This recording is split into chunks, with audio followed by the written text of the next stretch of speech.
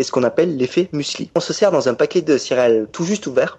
Franchement, tout est parfait. On a de bons gros flocons, on a plein de fruits. Et après, vient le matin fatidique où on arrive à la fin du paquet. Et là, qu'est-ce qui reste? En fait, il reste plus que les miettes. Et c'est là qu'en fait que c'est assez bizarre parce que les particules qui sont les plus grosses, elles devraient être normalement les plus lourdes et elles devraient tomber au fond à cause du poids. Ce phénomène contre-intuitif est ce qu'on appelle l'effet muesli. Alors, en fait, les céréales, elles forment un matériau qu'on dit granulaire. En fait, composé de grains. Ce sont des matériaux qui sont un peu particuliers et ils sont vraiment fascinants. C'est parce qu'ils se comportent tantôt comme un solide, tantôt comme un liquide en fait. C'est comme les grains de sable d'une plage et tout. C'est un matériau qu'on appelle granulaire. C'est ni solide ni liquide. Ça se comporte un peu des deux manières. Donc ils sont un petit peu à part et ils sont soumis à ce qu'on appelle la ségrégation granulaire. Alors pour comprendre le phénomène, il faut juste imaginer le voyage de notre boîte de céréales. Pendant son transport, alors de l'usine jusqu'à notre salle à manger, alors elle a subi de nombreuses vibrations. En fait, et en vibrant, tous les flocons de la boîte bougent. Donc c'est une mise en mouvement. Mais il y a seulement les plus petits éléments qui peuvent s'immiscer entre les gros, enfin entre l'air, le vide des gros éléments.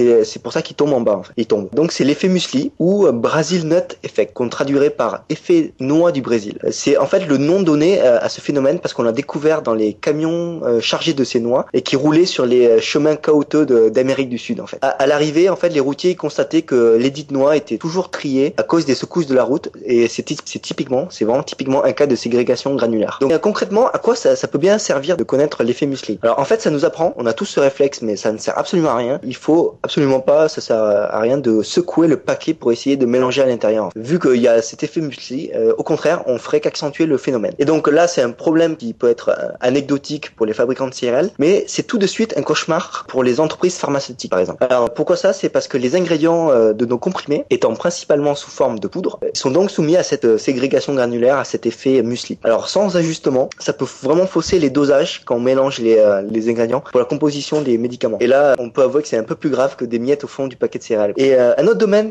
auquel on pense pas souvent et où ça pose vraiment problème, c'est les travaux publics et plus précisément la préparation du ciment. Manque d'homogénéité à l'intérieur de celui-ci lorsqu'on fait le mélange, ça peut être vraiment catastrophique si on n'y fait pas attention pour la solidité de la structure de l'immeuble. Donc ce sont des questions assez épineuses. Et il y a un troisième domaine, l'astronomie. En fait, il y a certains astéroïdes qui sont soumis à cette ségrégation granulaire. On voit que les muesli dans l'autre sens, c'est qu'il sert beaucoup pour faire des prédictions d'impact, tout ça. On est obligé de prendre en compte cet effet muesli pour les astéroïdes. En fait, comme quelque chose qui se passe tous les jours dans notre bol de céréales et qui se retrouve dans l'élaboration des médicaments, la construction d'immeubles et le calcul de la trajectoire des astéroïdes. Mais maintenant, pour finir avec une note plus joyeuse sur l'effet muesli. Alors, dans certaines situations, le connaître, ça peut vraiment vous sauver la vie. En fait, en cas d'avalanche, par exemple, le manteau neigeux qui se détache agit exactement comme un matériau granulaire. Donc, il est soumis à la ségrégation granulaire. Donc, d'après des recherches très sérieuses, il serait bien plus important de garder ses mains près du visage pour créer une bulle d'air en cas d'avalanche plutôt que de nager pour essayer de rester en surface. L'effet muesli va totalement agir normalement et devrait vous éviter au moins réduire l'ensevelissement. En cas d'avalanche, n'essayez pas de surnager, laissez-vous porter par l'effet muesli. Voilà. J'ai pas très bien compris dans le cas des avalanches,